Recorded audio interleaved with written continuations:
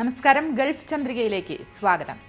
Abu Dhabi ഗതാഗത മേഖലയിൽ വികസന കുതിപ്പ് തന്നെയാണ് നടന്നുകൊണ്ടിരിക്കുന്നത്. ഇതിന്റെ ഭാഗമായി 13 ബില്യൺ ദിർഹമിന്റെ നവീകരണമാണ് നടക്കാൻ പോകുന്നത്.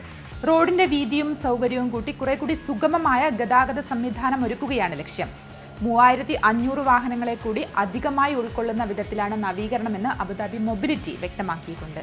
റോഡ് നവീകരണം മാത്രമല്ല, ഇതിന്റെ ഭാഗമായി സുൽത്താൻ ബിൻ സായിദ് ഫസ്റ്റ് സ്ട്രീറ്റിൽ പുതിയ പാതകളും നടപ്പാതകളും ഇരുചക്ര വാഹനങ്ങൾക്കായുള്ള പാതകളും അടിപ്പാതകളെല്ലാം തന്നെ ഒരുക്കുന്നുണ്ട്.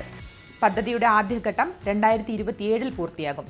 നവീകരണം പൂർത്തിയാകുന്നതോടെ അബുദാബി നഗരത്തിലെ ട്രാഫിക് ബ്ലോക്കുകൾ 40% കുറയുമെന്നാണ് പ്രതീക്ഷിക്കുന്നത്. ദുബൈയിലും സമാനമായ രീതിയിലുള്ള വികസന പ്രവർത്തനങ്ങൾ വരുന്നുണ്ട്. ദുബൈ മുനിസിപ്പാലിറ്റിയാണ് വികസനം ലക്ഷ്യമിട്ട് വമ്പൻ പദ്ധതികൾ തയ്യാറാക്കിയിരിക്കുന്നത്. കഴിഞ്ഞ ദിവസം ദുബായ് വേൾഡ് ട്രേഡ് സെന്ററിൽ ആരംഭിച്ച പരിസ്ഥിതി, ജല, ഊർജ്ജ സാങ്കേതിക വിദ്യാ പ്രദർശന മേളയിലാണ് പദ്ധതികൾ പ്രദർശിപ്പിച്ചിരിക്കുന്നത്. ദുബായിലെ ഡ്രൈനേജ് സംവിധാനം വിപുലപ്പെടുത്തുന്നതിനുള്ള പദ്ധതിയാണ് ഇതിൽ ഏറ്റവും പ്രധാനമായിട്ടുള്ളത്. പദ്ധതിയുടെ മൊത്തം ചെലവ് 3000 കോടി ദിർഹമാണ് പ്രതീക്ഷിക്കുന്നത്. കഴിഞ്ഞ ഏപ്രിൽ മാസത്തിലെ മഴയിൽ റോഡുകളിൽ ഉൾപ്പെടെ ക്രമാതീതമായി വെള്ളമുയർന്ന സാഹചര്യത്തിലാണ് പുതിയ പദ്ധതി തയ്യാറാക്കിയിരിക്കുന്നത്. പദ്ധതി പൂർത്തിയാകുന്നതോടെ മഴവെള്ളം ഒഴുക്കിവിടാനുള്ള ഡ്രൈനേജുകളുടെ ശേഷി 700% വർദ്ധിക്കുന്നത്.